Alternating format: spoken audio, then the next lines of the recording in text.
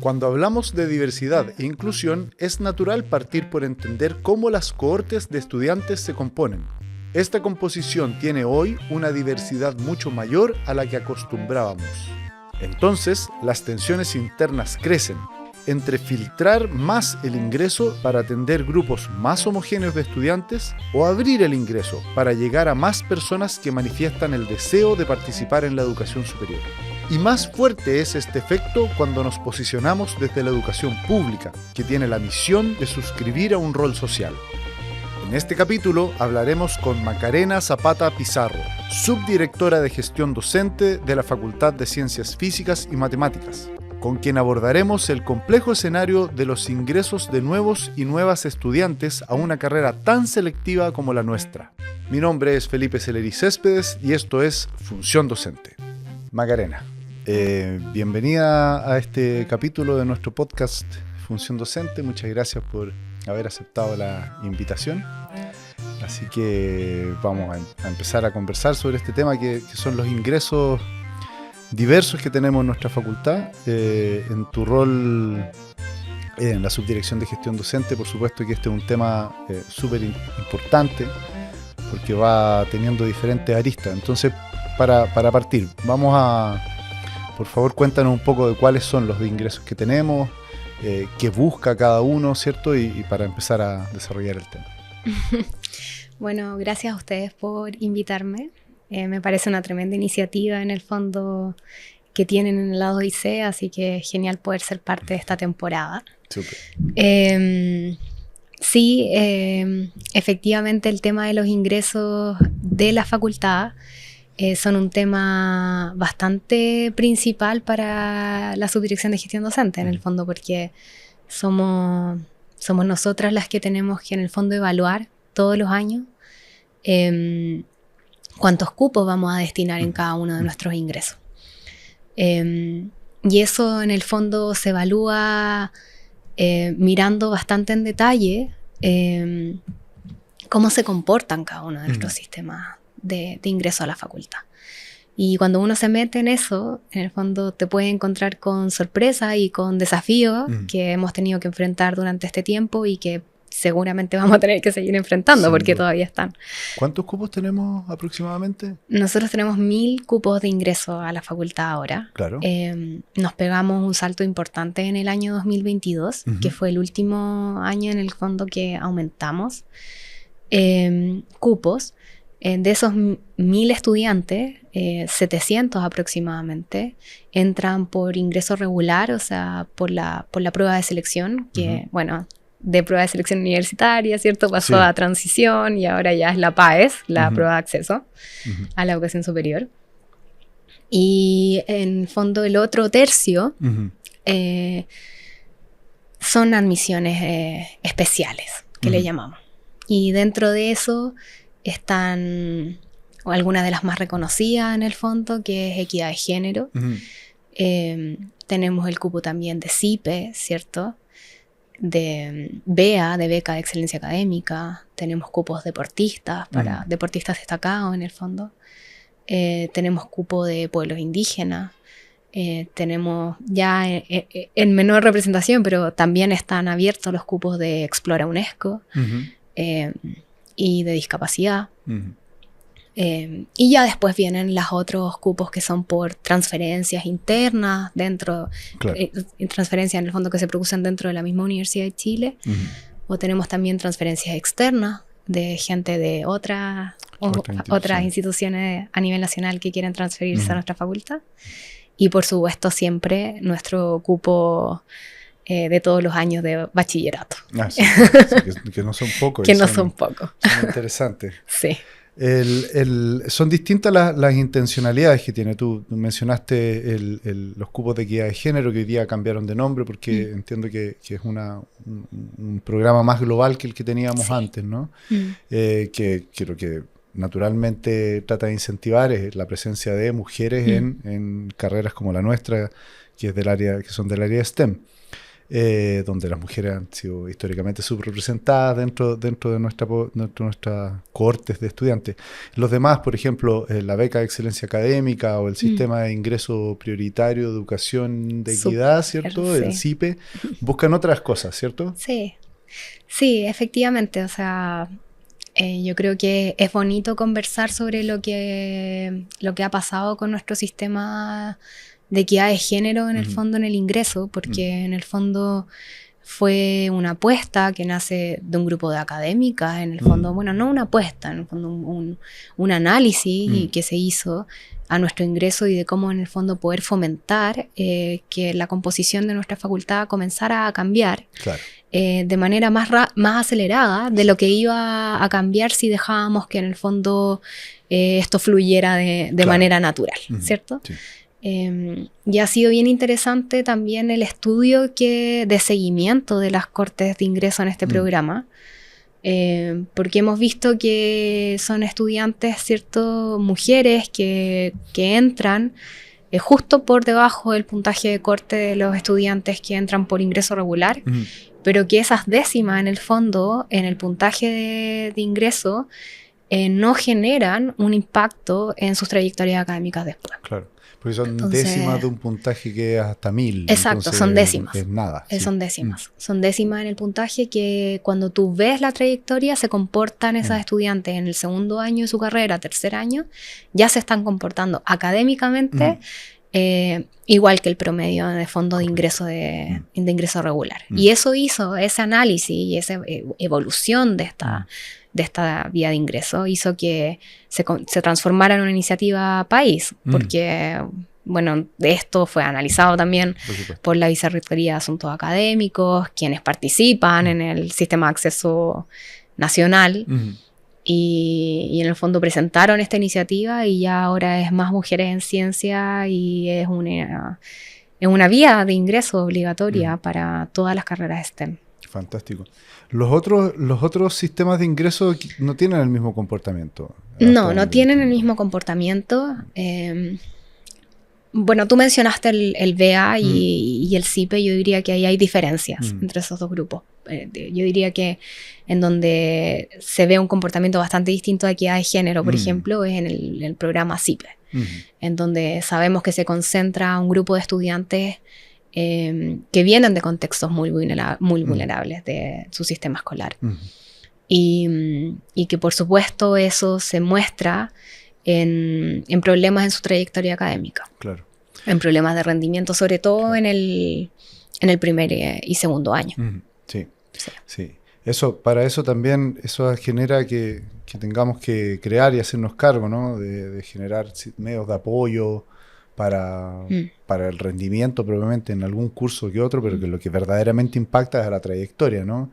Han también sido diversas las maneras de apoyar a estos estudiantes, ¿no? O sea, diversas y un desafío constante en el fondo, porque si tú ves la evolución de la matrícula de la facultad desde, no sé, 2010 hasta ahora, tú ves una evolución importante en términos de los cupos que hemos otorgado en nuestras vías de ingreso. Pero eso no se refleja en el programa CIPE, por ejemplo, porque tenemos muy claro, el programa CIPE parte con 22, 23 estudiantes, tenemos 25 estudiantes, y entonces no ha cambiado notoriamente en el tiempo, y eso es porque sabemos que generan un desafío importante en la facultad. Y un desafío que se discute año a año en el fondo, cómo poder generar los apoyos académicos para este grupo. Bueno, ustedes mismos en el A2IC tienen un taller, los dos relojes funcionando, ¿cierto? Que apunta a eso, a poder apoyar en términos académicos, en matemática y física, estudiantes que vienen con dificultades, pero también eso tiene mucho que ver con la propia voluntad del estudiante de querer participar de estos apoyos. Y es ahí en donde hemos visto en la escuela que de repente las iniciativas institucionales nuestras no conversan completamente con lo que esperan los estudiantes en el fondo, cómo esperan los estudiantes recibir estos apoyos y ser parte de estos apoyos. Hemos pasado desde cuando empezó este programa de que los propios, en el fondo, profesionales dentro de la escuela y en conjunto con grupos de docentes, académicos, fueran tutores uno a uno de los estudiantes que entraran. Pero claro, sonaba bien, pero cuando tú lo implementas, ves que los estudiantes, después de un cierto determinado momento en el tiempo o en el semestre, dejan de asistir a las tutorías. Claro. Lo mismo pasa con la participación en el taller Los Dos Relojes. En algún momento del semestre dejan de participar o simplemente no llegan. Y a iniciativas que son muy focalizadas tampoco llegan. Entonces creo que sigue siendo, en el fondo, un desafío de cómo poder capturar su atención. Claro. Y que vean, en el fondo, la ventaja que tiene apoyarse en en estas actividades de reforzamiento. Porque también hay un tema que tiene que ver un poco con la historia, ¿no? Porque esto ha sido un avance rápido, relativamente, ¿cierto? Instituciones de educación superior como la nuestra tienen una larguísima historia, entonces los procesos de adaptación no son tan veloces y vertiginosos como el avance particularmente de ingresos especiales. Entonces hay algo de la historia de las últimas décadas, ¿no? Y que también lo conecto con esta adaptación más allá de programas especiales de apoyo, ¿no? Como que hay algo, parece ser, que tiene que acomodarse dentro de lo que pasa en la docencia regular, digamos, la oferta regular que tenemos a todos nuestros estudiantes y todas nuestras estudiantes en cuanto a poder, de alguna manera, manejar esta diversidad, ¿no? Sí, bueno, yo hablo de las iniciativas más institucionales porque, bueno, es lo que en el fondo nos toca ver a nosotros en la escuela, ¿cierto? Pero también hay un desafío que es mayor aún, creo yo, que es el desafío que tiene el docente en el aula. Claro. Y definitivamente al docente el aula le ha cambiado en composición en los últimos 10 años. Y eso no hay cómo negarlo, en el fondo. Y eso, por supuesto, que genera tensiones. Genera tensiones porque hay estudiantes que vienen con necesidades distintas. Y aquí ya no es solamente alta vulnerabilidad, sino que estudiantes con discapacidad, por ejemplo, que también están ingresando a nuestra escuela. Con toda, en el fondo, demostrando todas las capacidades académicas para poder, en el fondo, ser parte de nuestra comunidad de manera exitosa, pero que conlleva un desafío a la institución de ponerse a tono con eso, de explorar nuevas metodologías, de innovar, de, en el fondo, cambiar las formas en las que entregamos el contenido, de cambiar la forma en la que nos imaginamos una sala de clase, que ya no es la pizarra con todos los estudiantes atrás escuchando en un aula tradicional, en el fondo, sino que hay que explorar nuevas disposiciones dentro de la sala que en el fondo se acomoden a este nuevo grupo. Y sí, claro, es un tema. Es complejo, porque es interesante, porque tiene una complejidad bastante alta, porque también en nuestro rol de universidad pública, por ejemplo, nosotros quisiéramos de alguna manera no ser una casa de estudio hiperelitista, ¿cierto? Que hace muy fácil el proceso de enseñanza y aprendizaje. Si uno tiene, como probablemente pasaba en la facultad hace un tiempo, que éramos bastante cortados por el mismo molde. Entonces era fácil hacer una... Siempre se escondían casos, evidentemente, pero digamos que era una masa de personas que eran muy similares. Entonces una oferta académica, una oferta de docencia, qué sé yo, calzaba para mucho. Hoy día es un poquito distinto, más que un poquito distinto, creo yo. Y entonces este rol público, ¿no? Que tiene que ver con una declaración de principios de la universidad versus el acomode, que es un acomode al contrario, no tradicional, etcétera, va generando temas. Pero han habido varias iniciativas, ¿no? Tú, si puedes contarnos alguna, yo sé que porque la hemos trabajado juntas. Sí. O sea, comparto contigo el análisis porque tiene que ver también no solo con los ingresos y va más allá de la admisión en el fondo. Claro. Es también la composición de la facultad en términos de colegios de proveniencia, por ejemplo, que no lo de dónde provienen nuestros estudiantes. Y ahí hemos visto que efectivamente en el tiempo nuestra facultad tiende a que ingresan estudiantes de colegios privados en mayor medida que estudiantes de colegios subvencionados y establecimientos públicos. Y uno ahí, obviamente que se pregunta en el fondo por qué la composición de nuestra facultad no conversa o no va en línea con la composición de la matrícula escolar de nuestro país. Claro. Siendo que en el fondo somos una facultad que forma parte de una universidad, una universidad pública. Claro. Que se debe en el fondo al sistema escolar completo en nuestro país. Claro. Entonces, y claro, ahí han salido iniciativas nuevas en el fondo para poder responder a eso. Nuevas porque, bueno, ahora ya estamos con una iniciativa concreta que vamos a comenzar a explorar a partir del próximo año, de nuestra próxima admisión.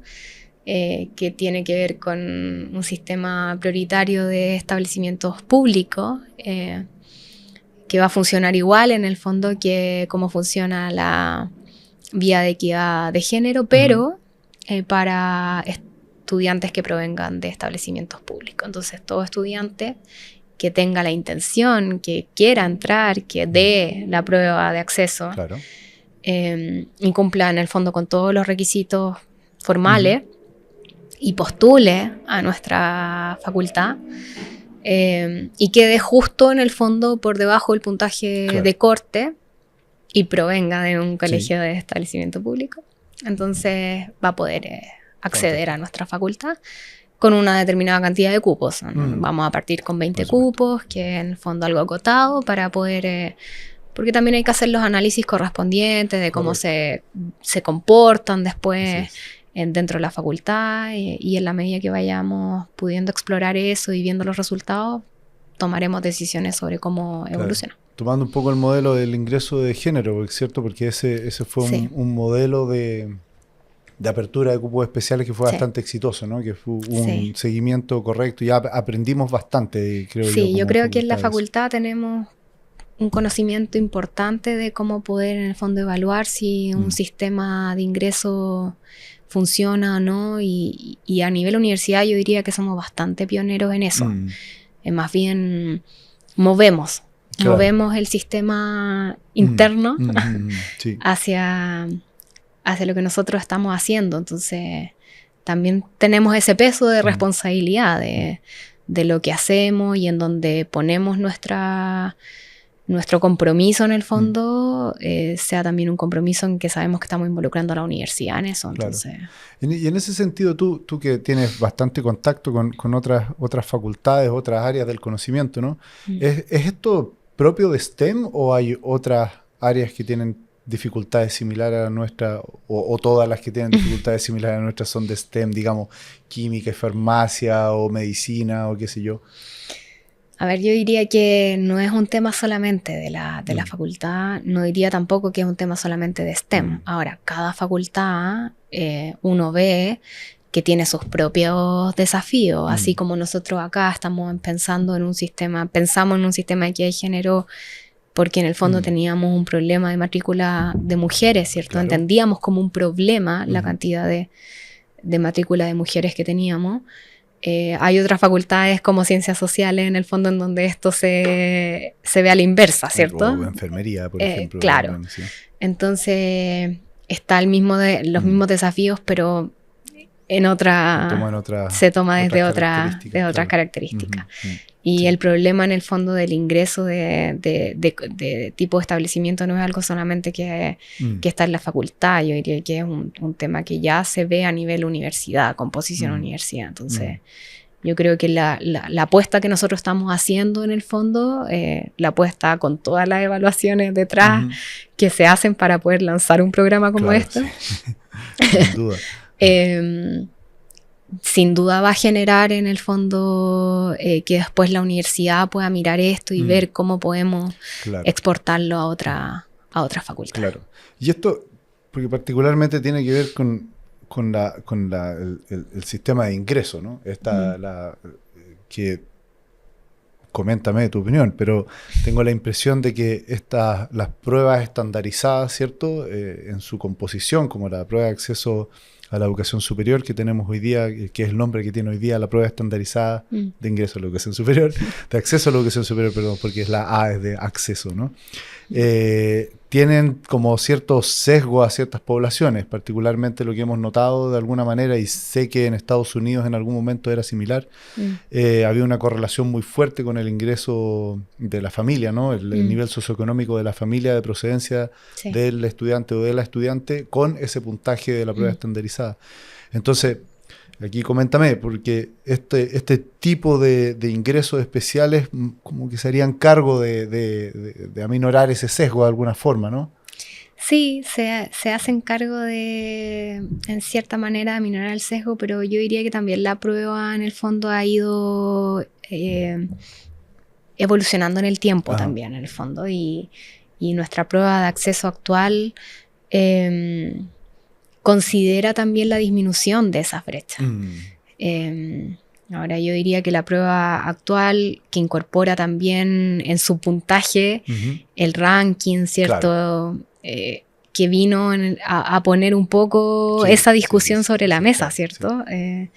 Y que nosotros la ponderamos de bastante importancia en nuestra facultad, porque entendemos que es la forma de poder balancear esto, regular esto. Claro, sí. Claro. Entonces, yo sí, uno puede ser crítico con la prueba y los sesgos que reproduce, ¿cierto? Pero también hay que dar que es un sistema, en el fondo, que nos permite poder entender, en cierta manera, el comportamiento que van a tener los estudiantes al interior de nuestras instituciones.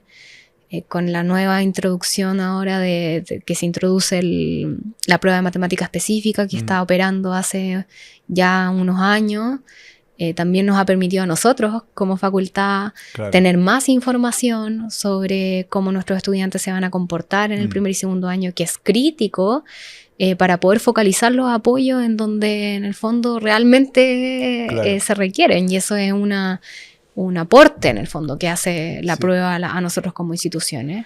Sí, eso es interesante. Yo creo que podemos comentar un poco de eso porque tenemos un medio de ingreso, ¿no? Que tenemos esta prueba estandarizada, ¿cierto? Que ordena los puntajes.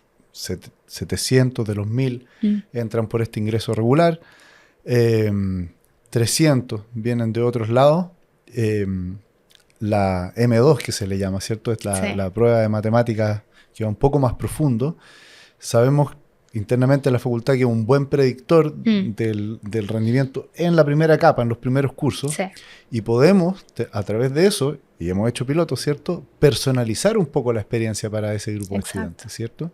Entonces, ¿será que, esto es una pregunta completamente abierta, ¿será que podemos, a través de ciertos datos, ir personalizando un poco la experiencia, sobre todo en los primeros años de nuestros estudiantes, para así facilitarle una trayectoria más amena, por decirlo así? O sea, definitivamente, yo creo que es ahí en donde tenemos que nosotros enfocarnos y es lo que hemos estado haciendo estos últimos años en la escuela. Porque en una matrícula, en el fondo, que crece y que estamos hablando de una dimensión bastante importante, o sea, 1000 personas, no tienes la capacidad en el fondo de poder atenderlos con el mismo nivel de foco, ¿cierto? De apoyo, de ayuda a los 1000. Claro. Entonces la pregunta es, bueno, ¿dónde empiezo a enfocar mis recursos, ¿cierto? Y que generen el mayor impacto, o sea, que podamos mover a la generación completa a que transcurra de una manera regular en lo que viene de la carrera. Claro. Y es ahí en donde hemos hecho evaluaciones y hemos puesto a competir distintos instrumentos.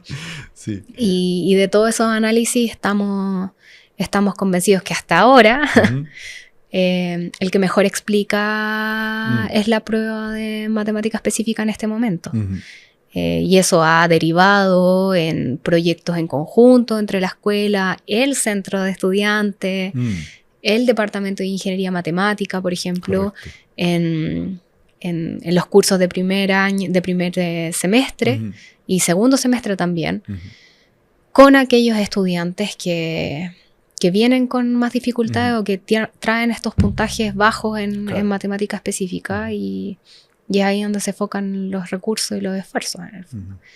Y en donde estamos viendo hasta ahora, porque esto es algo que se va evaluando todos los semestres, pero en donde hemos visto que al parecer efectivamente es el que trae mejores resultados también, en términos de rendimiento que vemos de los estudiantes, claro, de reprobaciones y otros factores que vamos monitoreando. Vamos a ver, claro, que tiene que ver sobre todo con una cuestión bien, ¿cómo decirlo? Como, no sé, quizás básica, entre comillas, que es exponerlos más a la matemática, ¿no? De ponerle más horas de que estén ahí acompañadas por equipo docente, donde hay particularmente presencia también de estudiantes avanzados que acompañan a nuestros estudiantes en resolver problemas. Mira, yo creo que ahí se da algo bien bonito, en verdad. Yo creo que refleja también cómo la facultad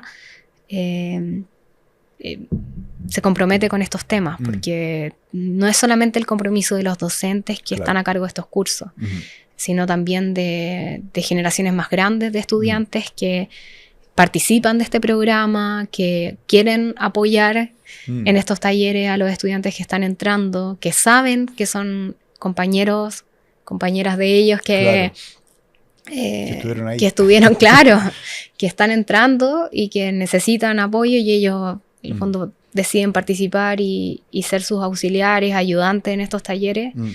Y ahí también yo creo que hay algo que resaltar, porque es parte como de cómo construimos estas actividades en la facultad, en donde nos hacemos parte no solamente como desde la decisión institucional de hacerlo, que es en el fondo lo que nos toca a nosotros como escuela, ¿cierto?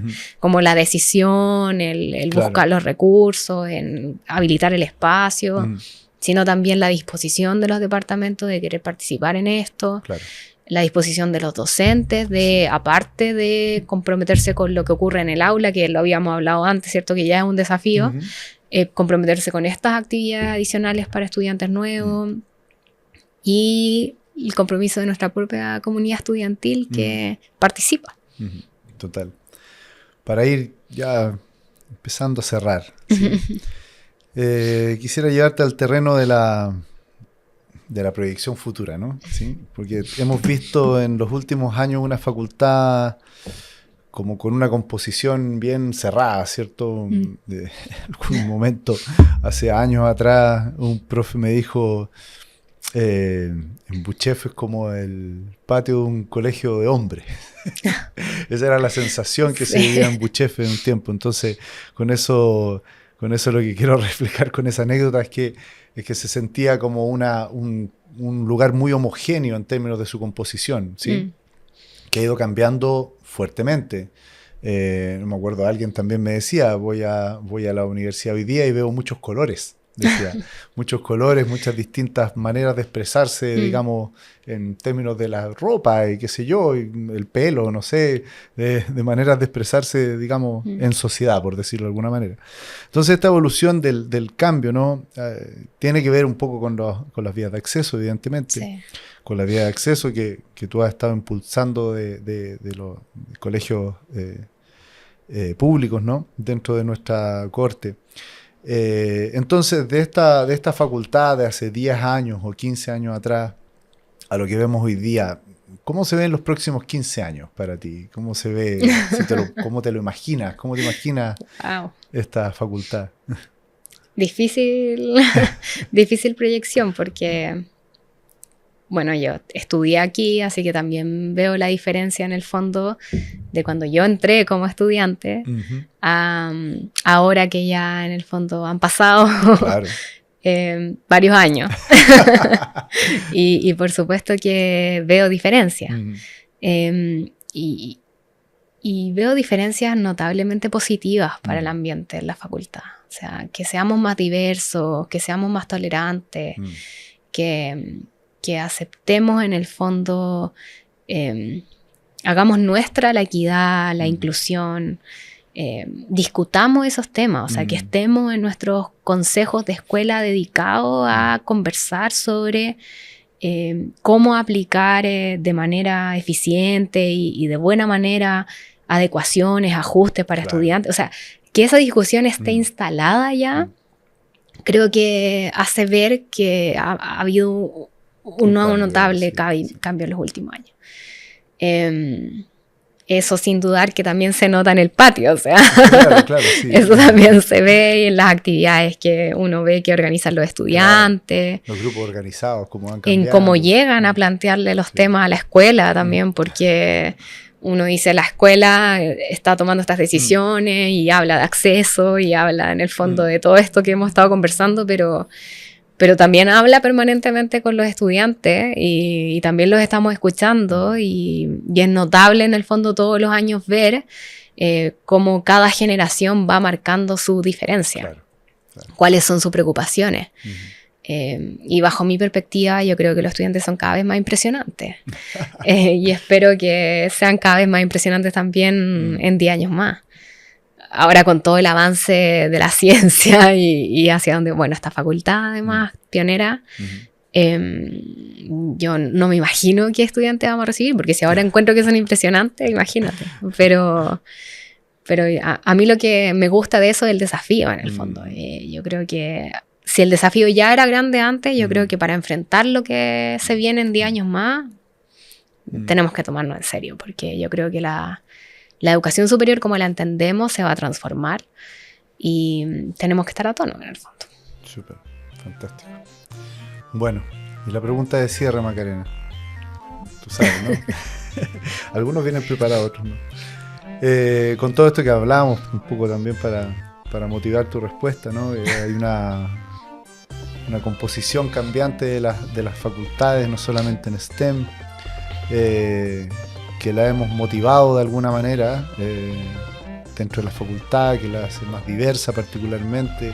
Esa diversidad trae beneficios y etcétera. Tensiona también, por supuesto, a nuestros profesores y profesoras. Entonces, en función de eso, de lo que tú has visto, de lo que tú ves, que tienes mucho contacto con profesores y profesoras de la facultad también, la pregunta que le da nombre al podcast: ¿cuál crees tú que es la función docente? Bueno, yo creo que tomando lo que hemos conversado ahora en este espacio, yo creo que la función docente ahora es una función más integral, que incorpora el alto conocimiento y expertise que tienen nuestros docentes, que es realmente impresionante el nivel que tenemos en la facultad, pero que añade a eso los desafíos de la diversidad, de la equidad, de la inclusión, de en el fondo valorar lo distinto. Y yo creo que eso cada día siento que nuestros docentes lo hacen más propio, pero sigue siendo en el fondo, yo creo, el desafío de nuestra función en lo que nos queda. Súper. Gracias, Macarena.